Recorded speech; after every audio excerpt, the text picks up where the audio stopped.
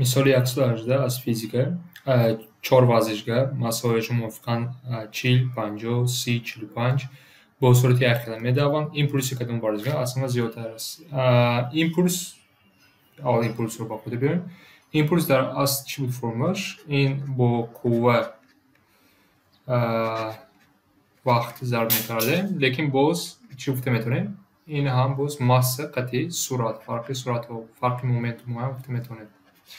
Яъне аз инҷо ки масса ки суръат мепурсад, импулсро бо ҳамин формула вобастагӣ кардан ва чӣ кор мекунем?